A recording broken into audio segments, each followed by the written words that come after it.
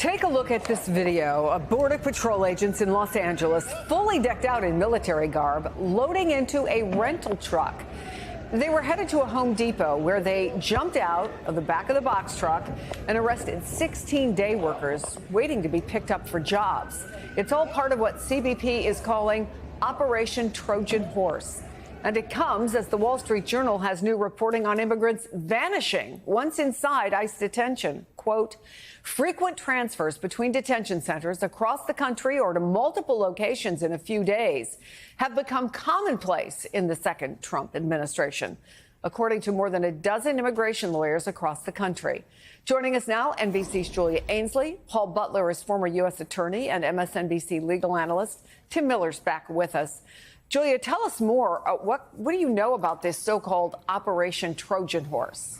Well, it's exactly as it sounds. There were these ICE officers who went into a Home Depot parking lot in Los Angeles and jumped out of the back of a Penske truck. Penske, by the way, has put out a statement saying that they did not want any part of this, that they didn't want ICE to be using their truck or their brand to do it. They jumped out. They arrested 16 people in this parking lot. That ICE has not told us anything about their criminal background, but the Border Patrol sector chief in that area said that this is an area that has had MS-13 activity. But Mayor Karen Bass of LA pushed back and said that she doesn't think that MS-13 members would be simply sitting in a Home Depot parking lot waiting for a job as a day laborer, and that they're really targeting the wrong people. And not only is that her opinion, that really came from a judge, and the city attorney of Los Angeles is now looking into whether or not ICE is violating that court order that said that they could not arrest people based on things like race or their location. In other words, you can't just go into an area you think undocumented immigrants might be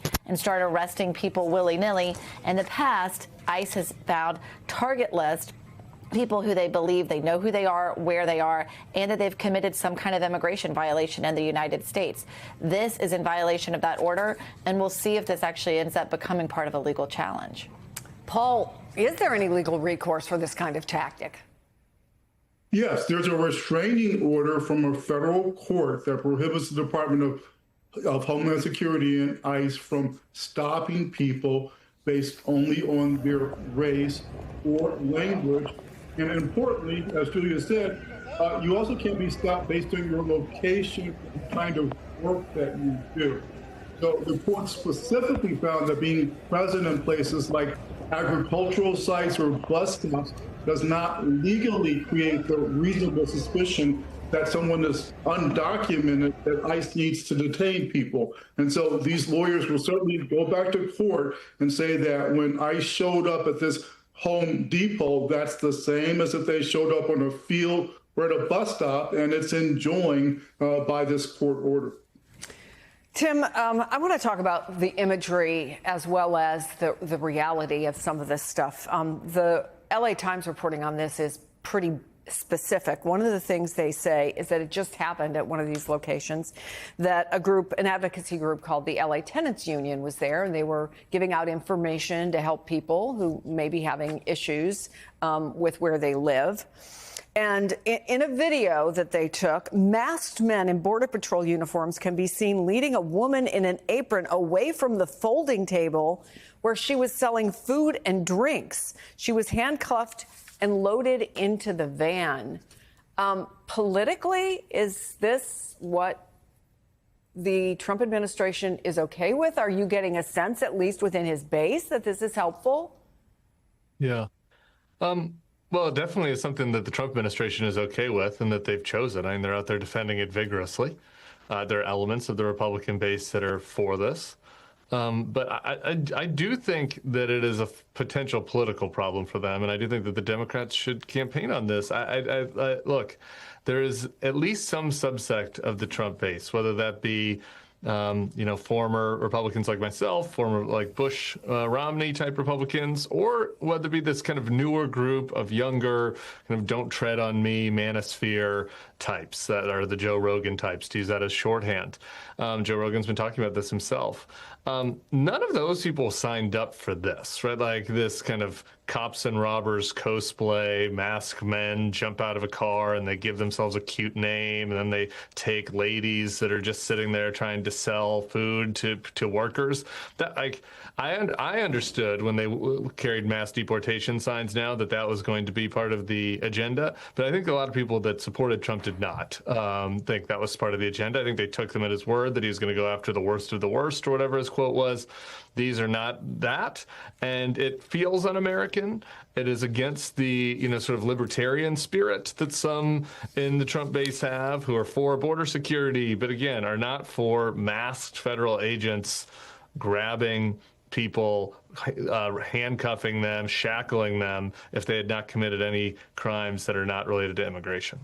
And Paul, meantime, the Wall Street Journal is reporting on a trend of migrants getting caught up in an opaque and labyrinthian system. One lawyer told the Journal that she had to refile the very same bond motion 20 times because clients moved locations without their knowledge. What does that mean for due process and simple justice? So, Chris, you said exactly the right two words, due process. Everybody present in the United States, whether with the appropriate documents or not, has a right to due process of law. When people are disappeared into a system of detention centers and jails without access to lawyers, there are serious concerns about whether their constitutional rights are being respected. And we know that the Department of Homeland Security is trying to lock up as many immigrants as possible. And while their cases work their way through the system, they want those folks to remain detained. There are about 58,000 people in detention centers now, which does create some space constraints. So, Chris, while some of these transfers are just part of the normal administration of detention centers, you have to wonder whether one goal is to make the conditions so grueling that people self-deport. Well, Julia, the DHS has also now removed age restrictions for ICE recruits. I understand they can be as young as 18, and I think there's no upper age limit. What more can you tell us about that and the reasoning behind it? Well, look, it's part of a huge push because even though they have this money coming from the one big beautiful bill to expand detention, you can't really increase arrests until you vastly increase the manpower of ICE. This is the most funding any law enforcement agency has gotten in such a short period of time, and they will become the most funded federal law enforcement agency after this. And so this is a huge expansion, but there are lessons to be learned and some cautionary tales, especially when you look back at what happened to Customs and Border Protection about 10 to 15 years ago when they also got a huge surge in money. There was a lot of corners cut when it came to hiring and to training, and there was a lot of misconduct and some serious allegations and charges that came out against Border Patrol officers. Either they were corrupted by cartels or they committed abuse against immigrants. So that's what we're hearing a lot of cautionary tales about now. Not only the age, but if they cut corners on vetting, it's a pretty long process to be able to vet someone before you onboard them. And if they cut corners on training. Right now, every ICE officer has to go to a place in Georgia where they go through the Federal Law Enforcement Training Center about exactly what they can do, the rules of engagement with immigrants when they're enforcing these laws inside the United States. It's very different from how they might do it if, say, they have a military background. And so there's a lot of concern that in this effort to try to ramp up hiring, they could cut corners and maybe hire some people who really don't have business doing this kind of work, Chris. Well, Tim, somebody who has said, I'd like to help. I don't know if you've seen this news. Dean Cain, who is best known, he's an actor, best known for playing Superman, has just announced that he is joining ICE. He says he feels it is important to, quote, help secure the safety of all Americans. There is, maybe there are trucks going into the Home Depot, maybe people selling lemonade at stands or whatever was being sold at a stand getting rounded up. That part of the message isn't getting through. What is apparently getting through with Dean Cain and others, who says, by the way, join me, help secure the safety of all Americans, Tim.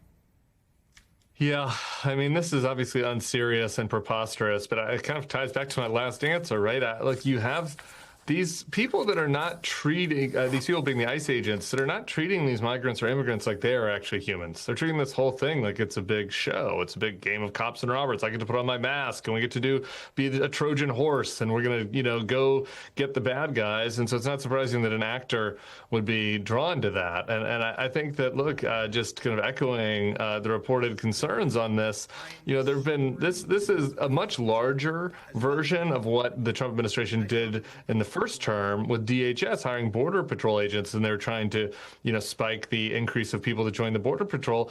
And there were lots of issues with that. Those people that were not qualified, people that, in the past had black marks on their record, in local law enforcement, et cetera, taking these jobs. And I just think that there's really, this is a recipe for disaster as far as people coming in who don't really aren't trained and don't understand how, we should in a free country be treating people that are here, potentially illegally, but that, are not a victim or not complicit in any other crimes.